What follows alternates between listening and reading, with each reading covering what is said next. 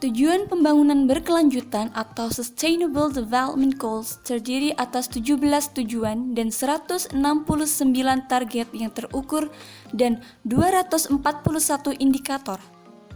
Berdasarkan Peraturan Presiden Nomor 59 Tahun 2017 tentang pelaksanaan pencapaian tujuan pembangunan berkelanjutan dari 17 tujuan SDGs yang termasuk pilar pembangunan lingkungan adalah tujuan nomor 6, 11, 12, 13, 14, dan 15. Salah satu target SDGs dalam bidang lingkungan adalah SDGs poin ke-15, yakni Life on Land atau ekosistem daratan.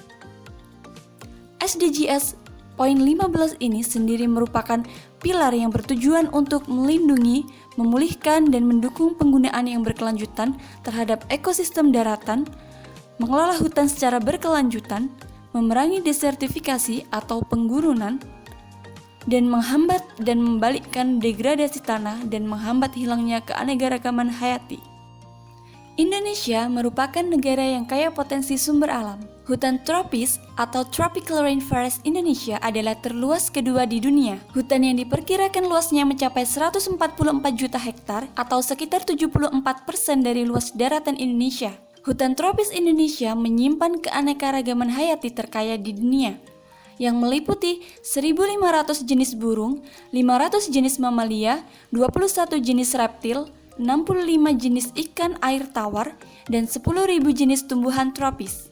Keberadaan tumbuhan menyediakan sekitar 80% bahan makanan untuk makhluk hidup. Sektor pertanian merupakan salah satu sumber penting makanan, perekonomian, dan mata pencaharian. Menurut Bappenas, saat ini telah terjadi penurunan kualitas tanah yang bisa ditanami yang mencapai 30 hingga 35 kali jumlah rata-rata dalam sejarah. Adanya kemarau panjang dan perubahan lahan menjadi gurun juga meningkat setiap tahunnya, yang mencapai sekitar 12 juta hektar. Tingkat suhu dunia yang semakin meningkat karena penebangan pohon secara liar yang berimbas pada terjadinya kekeringan di beberapa daerah.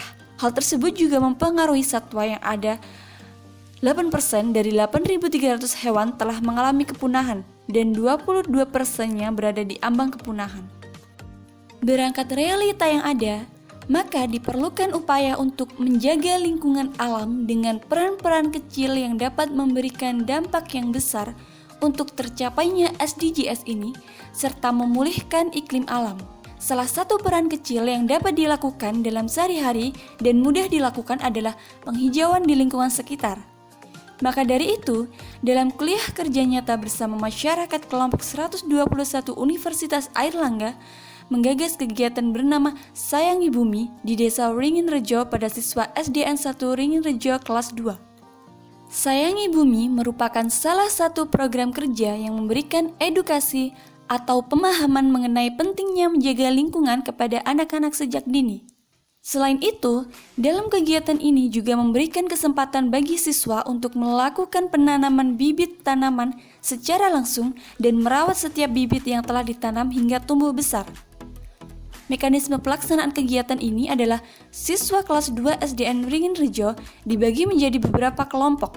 Kemudian, setiap kelompok dibagikan planting kit, yaitu sebuah media tanam yang terdiri dari tanah berpupuk kompos, polybag, bibit bunga matahari, dan pot bunga.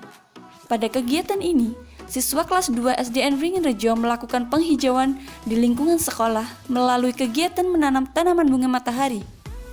Seperti yang kita ketahui, bahwa selain bunga matahari merupakan tanaman yang indah dipandang, juga memiliki banyak manfaat seperti bijinya yang dapat dikonsumsi. Dengan terlaksananya kegiatan penghijauan di lingkungan sekolah ini, diharapkan dapat membuat lingkungan sekolah menjadi indah, bersih, dan memiliki kualitas udara yang baik.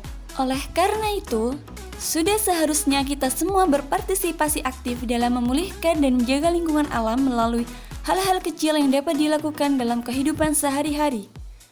Tanpa disadari, hal-hal kecil tersebut juga akan memberikan dampak yang cukup besar dalam memulihkan lingkungan alam dan mempercepat tercapainya tujuan SDGs poin 15 Life on Land atau ekosistem daratan.